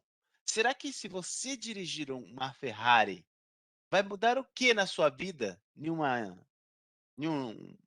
Castelo que você tem que andar 120 por hora? 120 por hora, né? Ah, mas minha Ferrari dá 600 km por hora, quase supersônica. É a Lamborghini. Vai adiantar ser tão rápido? Porque qualquer pedrinha que você tiver, você bate. Qualquer problema que você tiver num quadro, no Fragment Free, né? Fragment Free, é isso mesmo. Não. Fast Forward, qualquer pacote errado, você vai atrapalhar o destino. Ele vai começar a fazer a montagem da informação errada. Você vai mandar muito para frente, você vai mandar muita informação e o cara vai processar aquilo e pode ser que ele drope lá, não tenha capacidade de processar. Uma máquina diferente do... Não, gente, muito switch suporta, até o da Cisco, só você configurar lá o modo de encaminhamento, ok? Existe equipamento que suporta. Se você tem uma rede altamente confiável, você pode utilizar. Não tem fibra emendada, não tem cabo montado, não tem interferência, não tem um monte de coisa, você pode utilizar, não tem problema. O seu destino vai conseguir processar toda aquela informação, porque um switch consegue processar muito mais informação que uma máquina, que um host. Então ele consegue mandar socar mais informação. Você vai conseguir processar tudo? Então tudo é meio que balanceado, né? Gente, eu não recomendo. Eu recomendo deixar sempre no default nesse caso. A não ser que for muito extremo você alterar. Então, é só o benefício da velocidade? Então, como o switch está fazendo fast forward, ele começa o encaminhamento antes de receber o pacote. Não recebeu o pacote, né? Que está errado, né? Eu não recebi todo o frame. Eu recebi só parte dele. O resto está entrando. É a minhoquinha que entra no buraco. Opa! Mac é destino. Já manda. O frame está passando ainda no túnel lá, o metrô. Você já encaminhou lá o primeiro vagão lá. Alguns pacotes podem ser retransmitidos com erro. A interface, a NIC, né, de destino, descarta pacotes defeituosos após o recebimento, ou seja, só por causa que está muito rápido. O switch fast forward é o método cut through típico de um switch, dependendo do switch, tá ok? Não é típico da Cisco. Da Cisco é Store and Forward. Cuidado com esse tipo de informação. Só que tem bastante empresas que preferem esse método. Só que a parte de verificação se está com erro ou não fica a cargo dos hosts de destinos. Eu não gosto disso. Eu, pelo menos, não gosto disso. Eu já vi que há muitos benefícios em você pode jogar uma sobrecarga no switch porque ele tem muito mais capacidade que um host padrão Intel. O switch ele é processado em ASICs, né? É um outro tipo de CPU, muito mais rápido do que um padrão Intel. Beleza? Ah, meu switch tem CPU Intel, boa sorte. Comutação sem fragmentos, né? Ou seja, fragment free é o nome dessa comutação. Então, dentro de Cut True, eu tenho Fast Forward e eu tenho Fragment Free. Perceberam que eu tenho Store and Forward, que é uma categoria principal, só ela. E eu tenho uma segunda categoria, Cut True. Dessa Cut True, eu tenho duas subcategorias, Fast Forward e Fragment Free. Agora, a gente vai falar de Fragment Free, beleza? Então, Fragment Free, um compromisso entre a alta latência, ou seja, eu vou manter uma latência legal ali, deveria ser baixa latência, né? Então, é meio que baixa latência e alta integridade dos dados, da comutação de armazenamento e encaminhamento. Então, fica ali no meio. Nem fast forward e nem store forward, eu fico ali no meio. Por que esse fragment free é o intermediador dos dois, né? É difícil, eu vou começar a utilizar o inglês, porque até para traduzir tá difícil daqui, tá bem complicado. Ela é reduzida, ou seja, a latência é um pouco aumentada, né? A baixa latência e a integridade. Existe uma baixa latência ainda, só que a integridade de dados ela é reduzida com a comutação de avanço rápido. Então, eu vou ficar ali entre o meio termo, entre onde eu comprometo a latência com Store and Forward e eu comprometo a integridade dos dados com Cut True, com Fast Forward. Então, Fragment Free vai ficar aqui no meio. Então, Fragment Free, o que ele faz? Ele lê os 60 primeiros bytes do quadro. Ou seja, ele lê ali um pouquinho ali dos dados do usuário. Onde começam os dados do usuário. Eu leio toda a informação, o quadro foi bem montado, tem a recepção dos dados do usuário, lá do LLC, tá tudo certo? Ah, tá tudo certo. Pode mandar para frente, porque os dados do usuário eu não sei ler. Então, o CRC lá, que acontece no final do quadro, que é lá no trailer, né? Não ocorre no switch, ok? Ele não refaz aquele CRC, ou FCS lá, ele não faz. Ele manda para frente. Mas pelo menos até os dados do usuário eu sei que está tudo certo. MAC de origem, destino, preâmbulo, dados onde começa, eu vou saber onde termina, blá, blá, blá. Então, o tamanho, o payload, ele sabe tudo isso. O tipo da informação, com quem que eu vou me comunicar no LLC. Então ele lê essas informações, bastante informações até. Mais um exemplo, o Juniper utiliza esses caras, Fragment Free. Alguns Junipers, não são todos. Beleza? Como a maioria dos erros de rede de colisões ocorre durante os primeiros 64 bits, ou seja, a maioria dos erros, os pacotes mal formados, ocorre aí, na hora que o encapsulamento está ocorrendo. Na hora do MAC address lá, daquela subcamada, está ocorrendo o encapsulamento. Então, se eu ler os 64 primeiros bytes e está tudo certo, então posso encaminhar ali, considera isso. Só que eu posso ter erros no final do quadro, né? Mas a maioria, eu não falei todos, a maioria dos erros ocorre nos primeiros 64 bytes. Então, Fragment Free, ele lê os primeiros 64 bytes. Opa, a maioria dos erros eu estou eliminando. Estou eliminando todos? Não. Quem elimina todos os erros é Store and Forward. Só que a maioria dos erros, vamos colocar 70%, 80%, Fragment Free, ele elimina.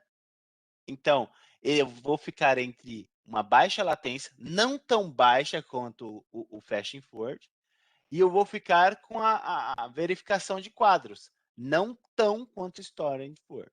Só que não tão lento quanto Store and For e não com muitos erros como Cut True. Beleza? Então tem os benefícios e os malefícios das duas camadas aí, dos dois métodos. O Fragment Free eu fico ali no meio. O que é recomendável vocês fazer? Vocês têm vários switches aqui, ó. Trocou para fragment free? Troca esse e troca esse também. Porque pode ser que um switch mande muito dados, eu não tenho buffer para aquilo, e eu começo a dropar pacote na entrada da interface. Eu nem processei aqueles pacotes. Eu começo a dropar pacote na entrada da interface. Então, procure colocar os mesmos métodos de encaminhamento. Isso daí já é padrão de design, não é do CCNA, tá? O mesmo padrão de encaminhamento em todos os switches da sua LAN. Beleza? Bom, buffer de memórias em switches. Um comutador Ethernet, um switch Ethernet, pode usar uma técnica de buffer para armazenar quadros antes de encaminhá-los, ou a porta de destino. Quando a porta de destino estiver ocupada devido ao congestionamento, muito tráfego, o que a gente vai utilizar aí, né? Um buffer de memória compartilhada também resulta em quadros maiores, que podem ser transmitidos por menos quadros descartados. Então, dependendo do seu switch, você pode aumentar o buffer, né? Utilizando aquele MTU lá, utilizando Baby Giants. Um abraço, gente. Está muito tarde para quem está na Angola, né? Eu reconheço. Tudo bem, continua a aula depois, tá? Você assiste a aula depois, já acompanhou a primeira aula. É isso aí, gente. Lutar pelo sol. Um abraço, bom descanso. Isso é importante com a comutação assimétrica, que permite taxas de dados diferentes em portas diferentes. Portanto, maior largura de banda pode ser dedicada por determinadas portas. Por exemplo, uma porta de servidor. Então, pode ser que uma porta de um switch eu exija mais buffer, mais memória ali, do que a própria porta, do que a memória de porta. Então, precisa uma memória compartilhada ajudando essa memória individual. Então, vamos ver aí os dois tipos de memória. Eu tenho a memória de porta, que os quadros são armazenados em filas, vinculado a essas portas de entrada e saídas específicas. Um quadro é transmitido para uma porta de saída somente quando todos os quadros à frente da fila foram transmitidos com êxito. E eu não vou ultrapassar. Eu só vou ultrapassar se eu tiver QoS configurada. E aí eu utilizo memória compartilhada. A memória compartilhada faz eu alterar essa espera na memória por porta. Estou avançando muito, mas não deveria. É possível que um único quadro atrase a transmissão. Ou seja, se o seu quadro é muito grande, ele veio grande demais, eu preciso fragmentar aqui, né? Então, eu preciso fazer uma fragmentação de layer 2. Será que eu vou conseguir? Por quê? Porque um switch de layer 2 não tem layer 4 para fazer segmentação, né? Então, eu preciso fazer uma fragmentação. O seu servidor está mandando uma informação para mim de 9 mega, só que está configurado aqui para 1,5 mega. Então, eu preciso fragmentar esse quadro enorme que chegou aqui. Então, esse quadro enorme vai ocupar a fila para os outros que queriam andar. Então, eu preciso fragmentar e mandar esse quadro enorme. Aí vem os outros. Vou, mando o quadro enorme. Aí vem os outros. Preciso refragmentar, mando os outros. Pode ser que esse meu 1,5 mega não combine com o tamanho do seu quadro. E eu vou fragmentar em lugar errado. Aí começa os dados corromper. Por isso que um servidor, sei lá, ele manda um Baby Giant de 9 megas, 9 mega, o seu switch também tem que ter capacidade de encaminhar 9 megas. Você tem que mudar o MTU da caixa, ok? Quantos Maximum Transmission Unit, né? Qual a capacidade de informação única que você pode mandar pelaquela interface. Esse atraso ocorre mesmo se os outros quadros puderem ser transmitidos para a porta de destino que estejam livres. Por quê? Porque você precisa usar a memória daquela outra porta. Então, tem as memórias individuais de porta, o quadro enorme está chegando por uma porta e precisa sair pela outra. E o switch está refragmentando aquela informação. Mas as outras estão vazias. Por quê? Mas tudo bem, eu não estou utilizando a memória delas. Eu preciso utilizar a memória da porta de saída. Então, a memória delas eu não estou utilizando. Não estou ocupando recursos da porta. Beleza? Por isso, da necessidade dessas portas individuais, dessas memórias individuais de porta. A memória compartilhada, ela deposita todos os quadros em um buffer de memória comum, com todas as portas do switch, e a quantidade de memória de buffer necessária para uma porta é alocada automaticamente. Ou seja, será que uma porta eu preciso dar uma checada aí? Tem uma congestão um congestionamento ali de tráfego, tem muito tráfego ali, será que eu preciso utilizar mais memória para lá? Então é como se eu estivesse usando um recurso. Não sei se vocês lembram de um recursos do Windows, que é similar, tá? Não é a mesma funcionalidade, mas é similar. Que quando a sua memória acabava, você usava a memória do HD ou do pendrive? O espaço do disco como memória? Eu esqueci o nome desse tipo de memória. É a mesma coisa. Quando a sua memória de buffer está muito cheia, sua memória individual, eu começo a utilizar essas memórias compartilhadas. Ó, a minha memória está muito cheia, eu preciso que você não drope os pacotes porque tem um QoS aqui configurado. Beleza, então vou mandar para a memória compartilhada até que seu espaço de memória individual, memória swap, né? Até que a sua memória individual aí fique mais livre. E aí os quadros de buffer são dinamicamente vinculados à porta de destino, permitindo que o pacote seja recebido em uma porta e transmitido pela outra, sem movê-lo para uma outra fila diferente. Ou seja, se ele vem com uma prioridade e tudo mais, alguma configuração, ele continua ali na fila, mas é como se fosse uma sala VIP. Vai todo mundo pegar o mesmo avião, mas é como se fosse uma sala de descanso para esses pacotes, para esses quadros aí nessa sala VIP. Beleza? Tranquilo até aqui? Começa a mudar um pouco o assunto, mas ainda relacionado a suítes. Sim ou não? Beleza. Bom, agora começa a mudar um pouquinho o assunto, mas ainda se tratando das portas físicas, tá? Duplex e velocidade. Eu tenho duplex half e full, tenho velocidades conforme a tecnologia do meu equipamento. Duas configurações mais básicas no switch são a configuração de largura de banda, a velocidade, que é o comando bandwidth, não, desculpa, speed. E duplex para cada switch individual. Como é que eu vou fazer o encaminhamento por porta? Se é half ou se é full?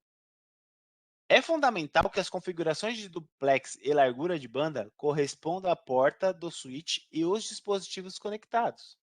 Não adianta nada você conectar um switch giga e a porta do switch é fast. A porta vai ser um funil. A memória individual dessa porta vai estar muito utilizada. Vai estar super utilizada. E aí eu vou ter que utilizar a memória compartilhada. Vai chegar uma hora que a máquina receptora vai ver que eu não estou processando ainda, né? Se for um problema de link, eu vou ter problema de janelamento. Só que a máquina receptora vai estar lá o meu limite de 100 MB. Porque, por mais que a minha origem é de 1 GB, meu filtro é o switch. Meu gap, né, que eles costumam chamar, é o switch de 100 MB. Então, ele não consegue mandar 1 GB para frente, ele vai mandar 100 MB. Beleza? Há dois tipos de configurações duplex usada para comunicação de uma rede. Ethernet. Full duplex, duas extremidades da conexão podem enviar e receber ao mesmo tempo. Tem um computador e um switch, né? O switch pode emitir informações para o computador, ele recebe, e no mesmo tempo o switch pode estar transmitindo para o switch recebe e encaminha para onde precisa. Então esse é o full duplex, através de fios, né? Dentro dos pares lá do TP, eu utilizo fios diferentes, um é RX, outro é TX. Eu não preciso ter o CSMA/CD atuando com Gen, né? Porque quando eu tenho Half Duplex, eu estou utilizando o mesmo fio para fazer TX e RX, ok? Ou eu envio ou eu recebo naquele fio. Então, Half Duplex, somente uma extremidade pode enviar dados, né? Por vez, ou um ou outro. A negociação automática é função opcional encontrada na maioria dos switches de Ethernet das placas NIC. O que é negociação automática?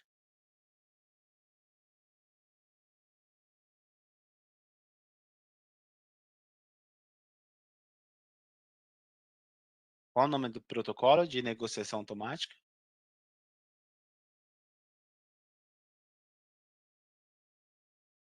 MDX, isso. Professor, por que o switch duplex acaba a colisão, EPC duplex não? Por que não trabalha em duplex? Se tem áudio.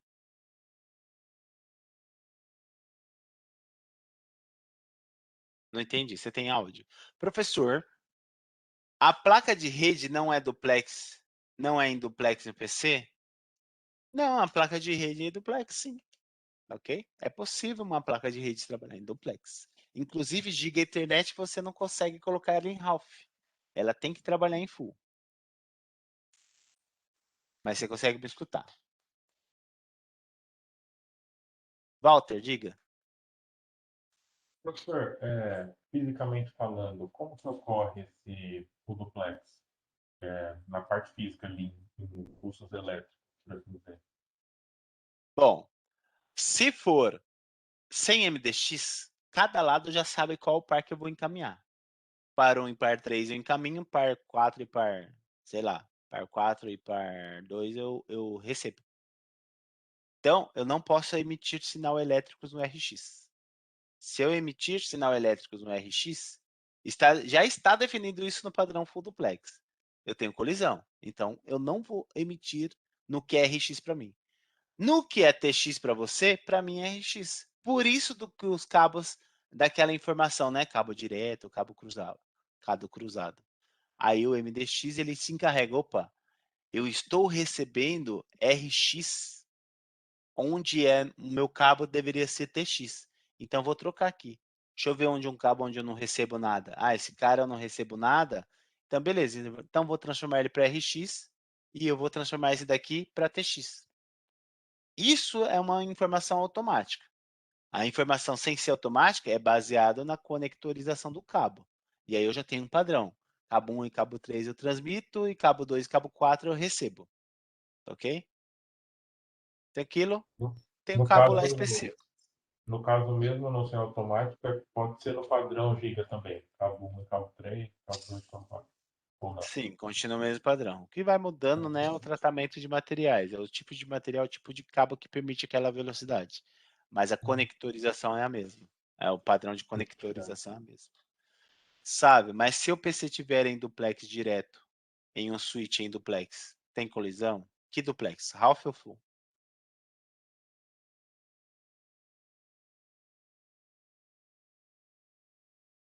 Ops, full.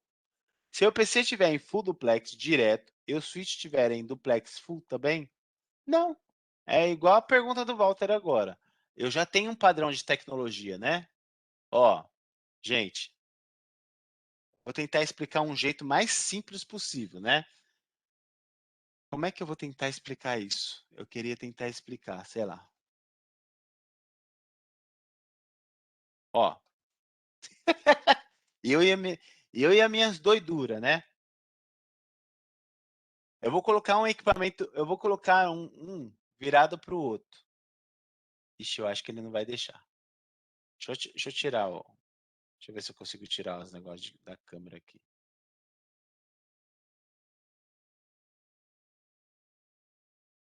Ah, ele já entrou aqui, assim, né? Deixa eu ver.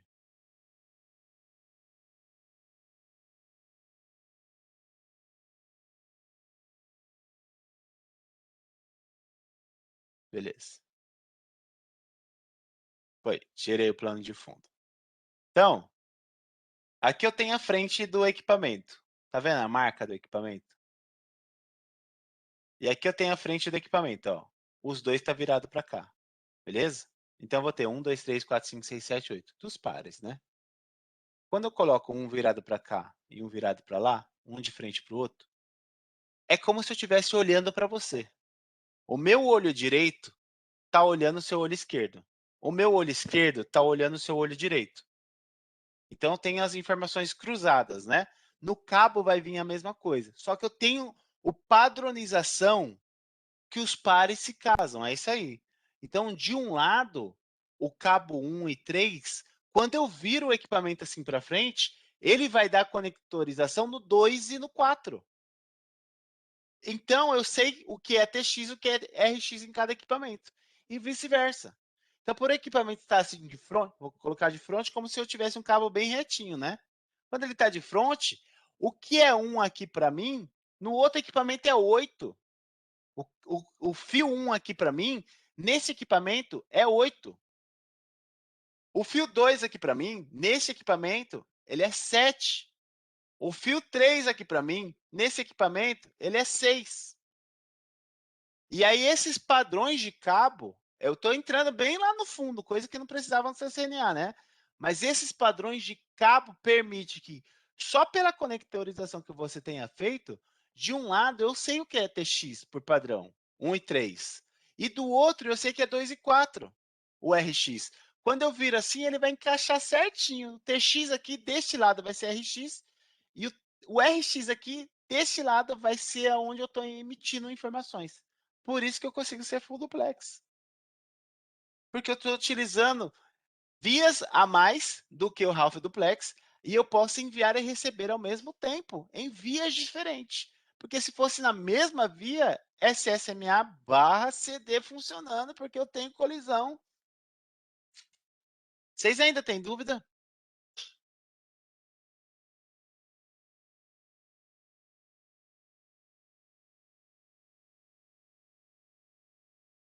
Vou tocar. Vou tocar, vou tocar. A negociação automática, já falei. As portas Giga operam apenas em full duplex, ou seja, se você tentar colocar duplex half, todos os equipamentos que existem aí vai dar uma mensagem de erro. Não é possível, não é possível, não é possível, não é possível, não é possível. Por quê? É uma interface Giga. Automaticamente eu te obrigo a colocar um cabo Giga, um conector Giga e uma conectorização bem feita. Por quê? Porque se não tiver bem feita, essa interface não sobe. Não vai se comunicar a 100.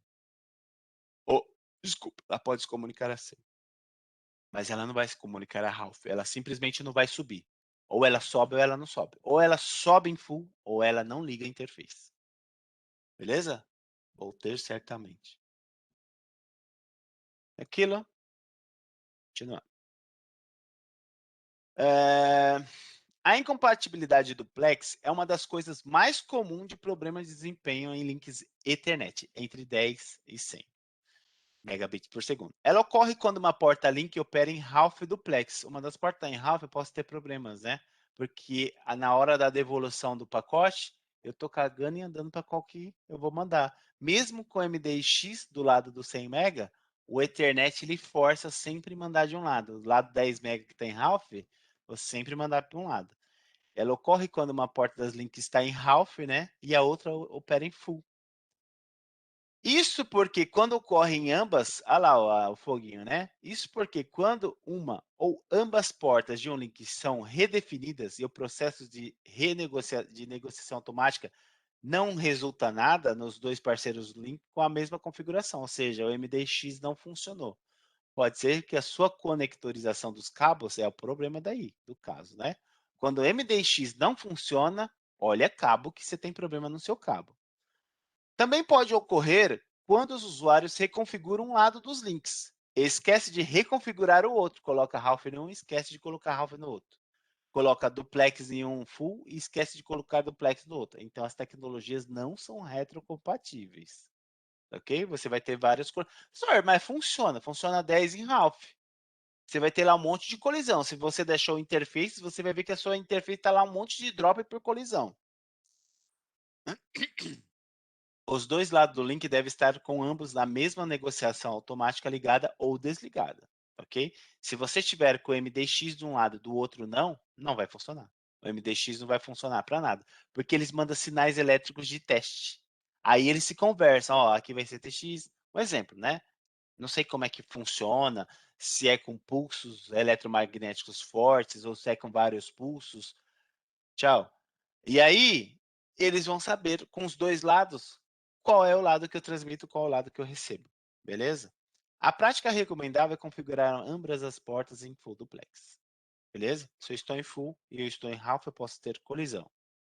Se eu tenho colisão, lembra que eu falei para vocês naquela minha topologia que eu peguei vocês no Fraga?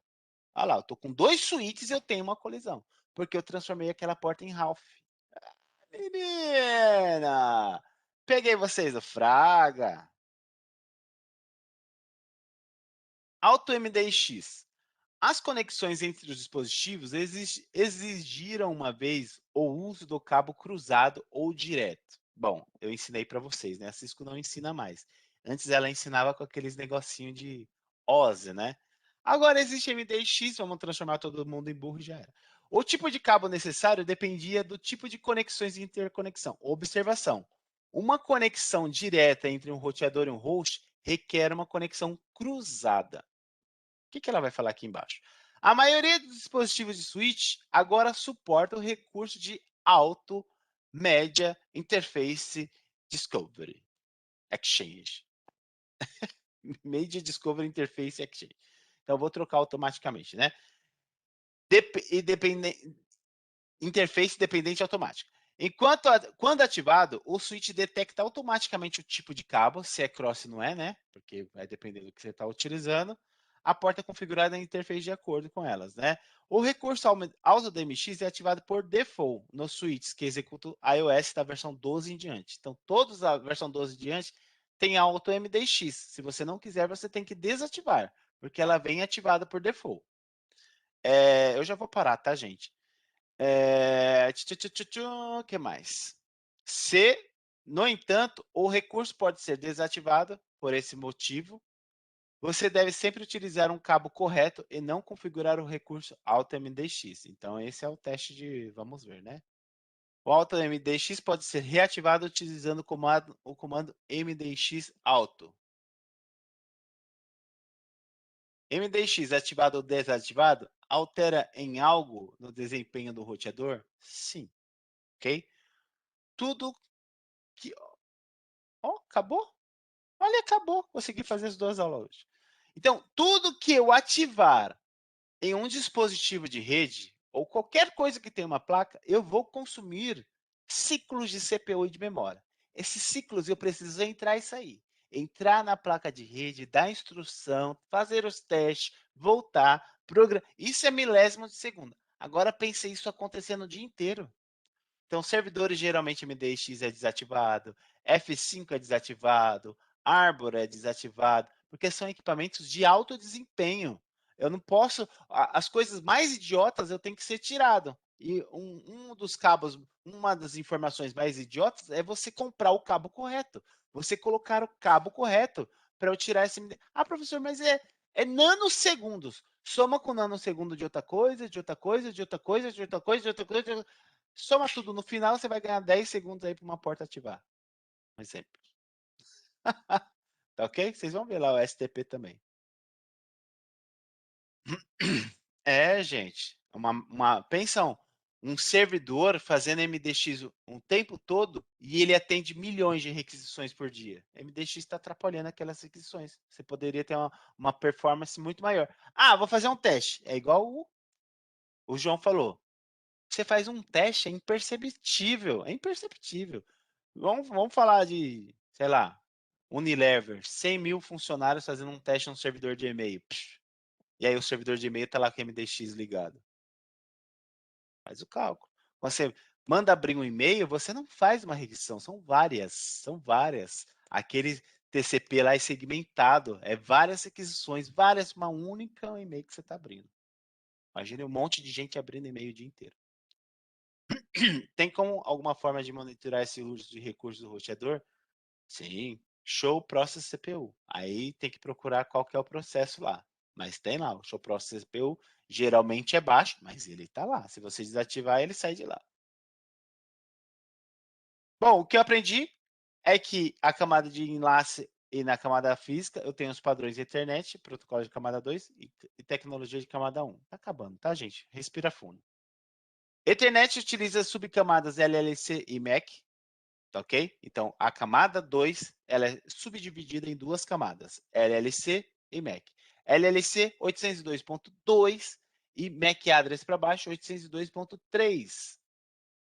Os campos de quadros da internet são preâmbulo, delimitador de quadro inicial, endereçamento de MAC de origem e destino, o tipo de MAC, ou tipo de informações, né?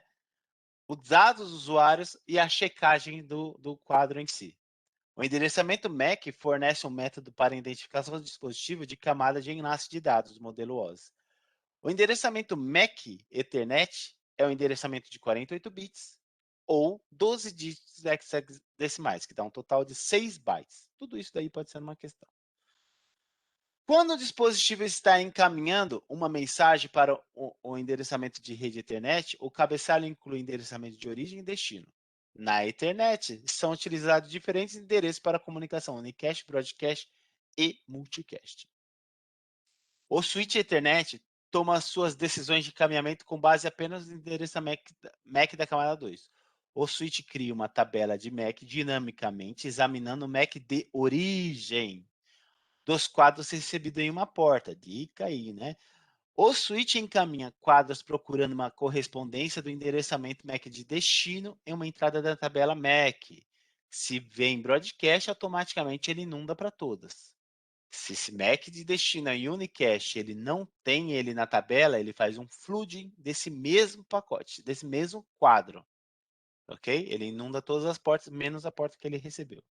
Os switches usam um dos seguintes métodos de encaminhamento para alterar dados entre as portas de rede: comutação de store and forward e o cut true. E o cut true ele é subdividido em duas camadas: fast forward e fragment free. Fast forward lê o MAC de destino e tchau, tchau, beijinho, papai, mamãe, para toda a minha família e para você. E fragment free lê os primeiros 64 bytes, onde geralmente ocorrem as colisões, a maioria das colisões, problemas de quadros, erros de quadros ocorrem ali. O resto não ocorre mais problema. Não quer dizer que não ocorra mais problema, ocorre. Mas a maioria está nos 64 primeiros. Ele leu os 64 primeiros bytes, tudo certo? Rua, some. É o meio termo entre os dois, né? Existem dois tipos de memória, a memória individual e a memória compartilhada. Quando a memória individual está super ocupada, eu vou utilizar a memória compartilhada, beleza? Que é utilizada para outros processos do switch também. Existem dois tipos de configurações de duplex, half e full. Um switch em half, ele é transformado naquela porta um comportamento de hub. É isso aí, pessoal. Eu vou parar aqui se vocês tiverem alguma dúvida.